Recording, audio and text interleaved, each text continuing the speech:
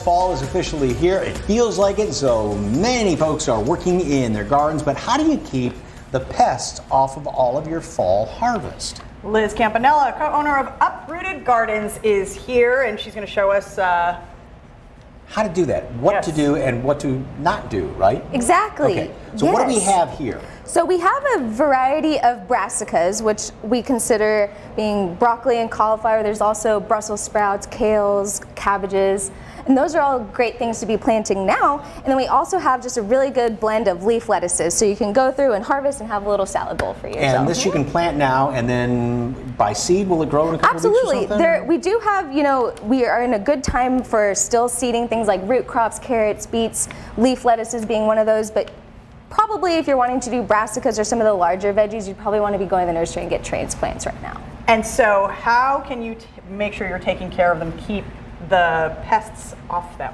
Absolutely. One of the big things that we always try and push for our clients is preventative spraying. And so, we don't like to use a lot of sprays, and when we do, they are organic.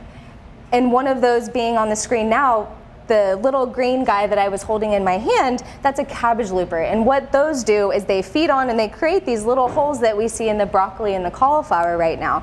And they live on the undersides of the leaves. And so usually, best tool in your garden is your shadow. And so if you come out every day and you're just looking and checking behind the leaves, they're always going to be on the underside. And they like to have little parties. And so they'll be in little clusters. Sometimes they'll be lime green, sometimes yellow. But if you find those and they're kind of a lot and you don't want to be squishing them or relocating them, a good spray is that one over there with the spray bottle. It's called BT. It's a fancy name. It's Bacillus thuringiensis. It's a bacteria that caterpillars eat, and it kind of kills them from the inside. But you don't want to be spraying this just willy-nilly. It's more of protecting the plants that you want to. And there are some, caterpillars that we do want around. So if you see, caterpillars like the black swallowtail, or a monarch, you don't want to be spraying just to be spraying and killing everything in your garden. There's a lot of good bugs too. And you said there are a couple of different ways, because I know the one time when you planted that little area in my backyard, you put different plants next to each other and they kind of help defend each other. Absolutely.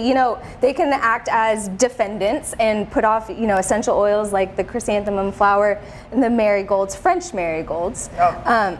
Not the African marigolds, but they will put off certain scents that will keep away bugs, but they sometimes also can serve as a sacrifice plant. So if we see these caterpillars and we don't want to be spraying, you can just relocate them to maybe one of the broccoli and not let them feed on all 10 in the garden. Because the good caterpillars will turn into butterflies. Beautiful butterflies. And we don't want to lose those things. Yeah. And of course, bees either. Did it Absolutely. ever kill bees, right? Yes, and BT isn't a bacteria that's going to be killing bees or anything. It's very low toxic on the OMRI, which is Organic Materials Review Institute.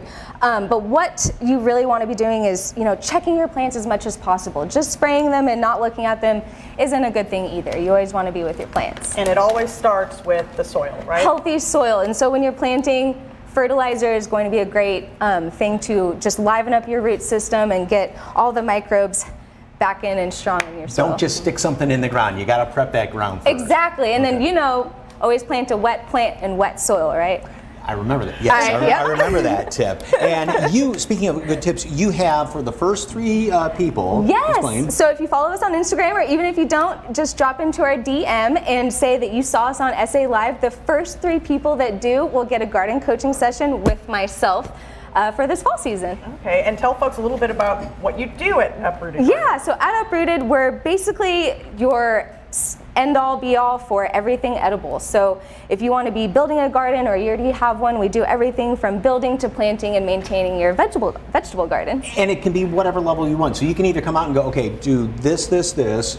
You can then do it and let somebody take care of it, or like you always say, you come in like it's elves in the night and you'll do all the watering and weeding and everything else, and it's like magic. Yeah, kick us out when you want to have the garden fun, but we'll be there for everything else. Okay. Yeah. Wonderful. And again, organic, best way to go. Organic so is the only way that we grow for sure. So definitely. Is there an herb of the year? I believe, I don't want to misspeak, but I know there is an herb of the year. I believe it is blackberries, but that could have been last year. I actually need to double check on that. Not your Uncle Herb. Oh, no. Okay. Well, I have an Uncle Herb too. I always like rosemary. It's kind of the old standby to cook with. So. All right. For Thank you more very much. information on Uprooted Gardens, just head to our website, salive.com, click on the As Seen on SA Live tab, or just scan that QR code on your screen.